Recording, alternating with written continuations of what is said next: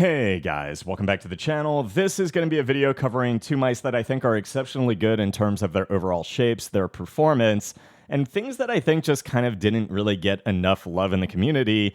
It could be a result of their starting price, their price of entry, and just the fact that these are bigger named brands that are pumping out things not really at the rate that the community is asking for, not with some of the things the community is asking for.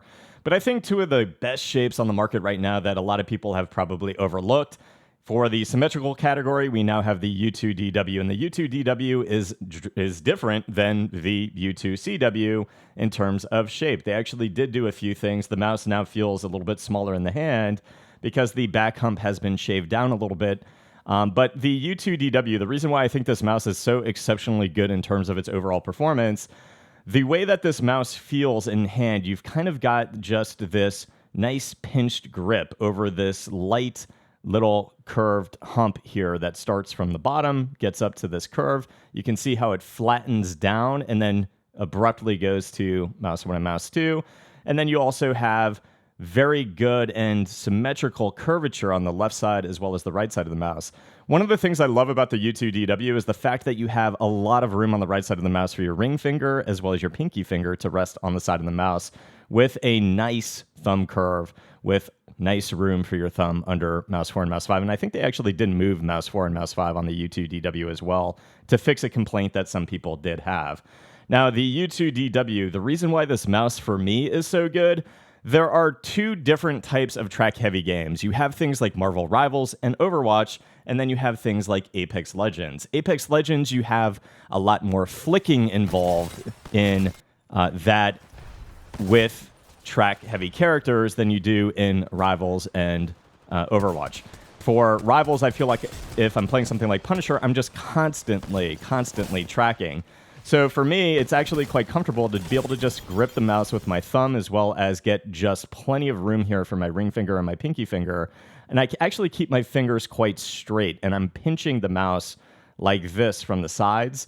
And it feels fantastic when I can just alleviate my fingers from having applied pressure on the top of the mouse. I can actually just move the mouse with those three fingers.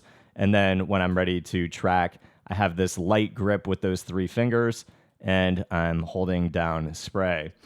I think this mouse is exceptionally comfortable, and it's very different than every other ergo on the market. Or every other symmetrical mouse on the market. You've got the Vaxi Sora. You can see it kind of falls into like the same category in terms of its overall shape, but the in-hand feel is obviously drastically different. The curvature really on the left side of the mouse and the right side of the mouse is something that you just don't find in other mice on the market. It's very different than everything else in the Zowie lineup. It's very different than the ZA. It's very different than the S2. And I think it's something that right now in its current format, the U2DW, the coating is what you get from that quintessential Zowie experience. It's very grippy and it stays good during humid moments. And it's something, though, that does build up a lot of grime. You have to wipe down the mouse every once in a while, which really isn't that big of a deal. The side buttons actually now, I think, are in a perfect position on the U2DW, but they are glossy. I wish they were matte. The default skates I thought were pretty bad. I did change those out to jade dots, and it also does now have that, well, it had it on the CW as well, but it's got that magnetic charging that you can put on that enhanced dongle. The buttons all feel good. I feel like Zowie mice can still get a little bit of an upgrade on mouse 1 and mouse 2. But overall, like, the switches feel good in game, despite not really having like as much of a crisp implementation as something like the G Pro Superlight Dex that we'll talk about here in a second.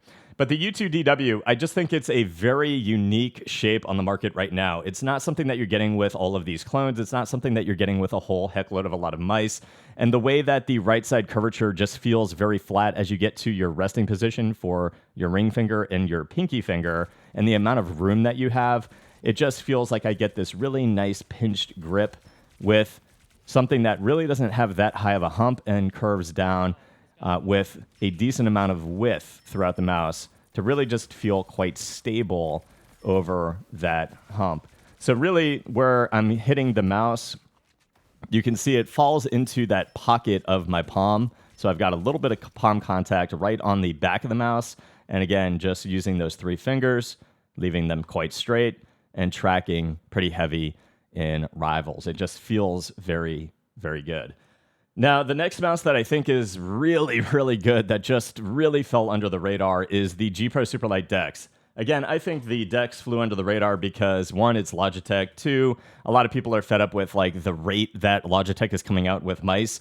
And a lot of people really didn't see this coming. A larger ergo that is even larger than something like an EC2, a Vaxi E1. I don't know that it's what people were asking for, but I really do think that if you're an ergo fan and you haven't tried the G Pro Superlight Dex, if you can get one on sale, give it a try. That price of entry, again, is a pretty hefty hit. But the shape, I think, is just so unique in the sense that it's not another EC2. It's not a Death Adder. It's not something that we've seen on the market before.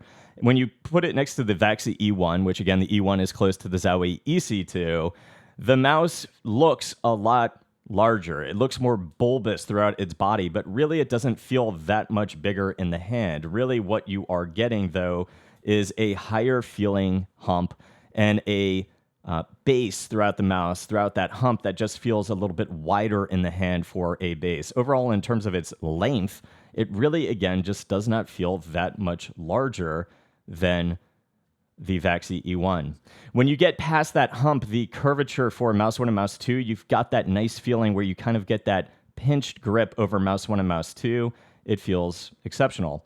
But the main difference is, again, going to be in this main body, that extra width, and the aggressive thumb curvature here that extends quite further. And you can just look at the base width of the mouse is really going to be that difference. But the thumb curve just extends quite significantly past the Vaxi E1 as well as the Zowie EC2. I think it feels phenomenal. You just have all of that extra room for your thumb to rest, and the side buttons are exceptionally easy to hit. But you've got, again, a nice flat right side to be able to place, fairly flat right side, as you get up to the top of the mouse to place your ring finger and your pinky finger, so you can get a little bit of that same type of grip as I do on the U2DW. But the mouse is exceptionally comfortable because, again, as you get over that hump, you've got that nice pinched feeling on Mouse 1 and Mouse 2. And the clicks, to me, I have no issue with the Logitech clicks in terms of their overall feel. I think they feel light, crispy, and punchy, and very responsive. I can spam these all day. They just feel good to me.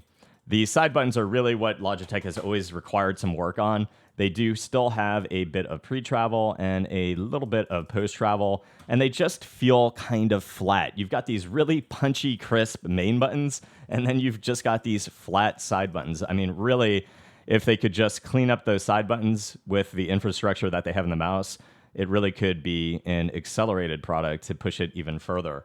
This is the only ergonomic mouse on the market, though, that you're going to be able to get this type of a feel.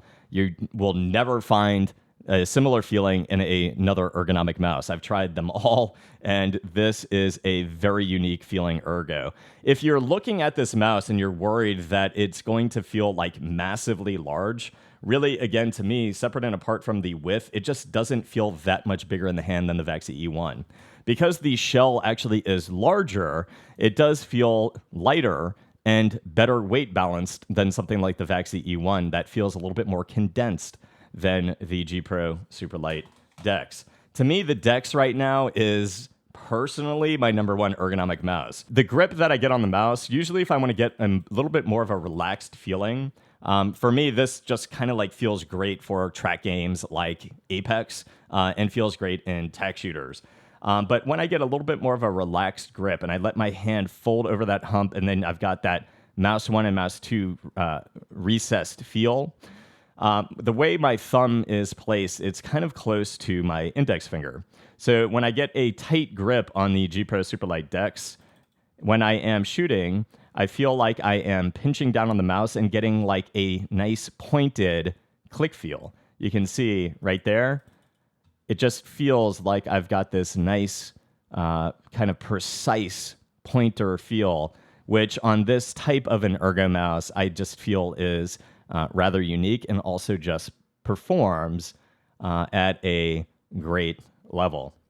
So to me, Yes, they are bigger named brands. Yes, the price of entry right now on both of these mice is more than some other mice. They both have high polling support, and now the U2DW, again, that shape is a little bit different. But let me get my scale for you guys. With 6 dots, my mouse is coming in at 59 grams. The weight balance, it does feel a little bit more condensed than something like the G Pro Superlight Dex, but the weight balance does feel good. G Pro Superlight Dex is 56 grams with 6 dots. So I think like the G Pro Superlight Dex, in terms of its overall weight, the feeling of its clicks, it is lighter than the Vaxi E1, even though the body does feel wider. It's just a great feeling ergonomic mouse. If you haven't tried the U2, the format to try it in is going to be the U2DW. I think the changes here are significant and very good. And if you're gonna try a big name brand and you want a ergonomic mouse, if you've got like medium to large size hands, the G Pro Superlight Dex I think is fantastic, and it's the only ergo really on the market right now with upgraded internals, where I've got that nice kind of gripped down feeling with that pointer feel between my thumb and my index finger. I think it performs great in game. So, you know, there's a lot of new mice hitting the market. I'll have a review of the REA soon. But if you haven't tried 2 of these newer mice from these bigger brands, I think they are fantastic and deserve your time and attention. That's going to be it for this one, guys. I just wanted to share my feelings about 2 mice that I've been going back to. I think they're exceptional and, again, performing like an animal. I hope it helped, guys. If it did, please leave a sub to the channel. See you guys in the next review. Peace.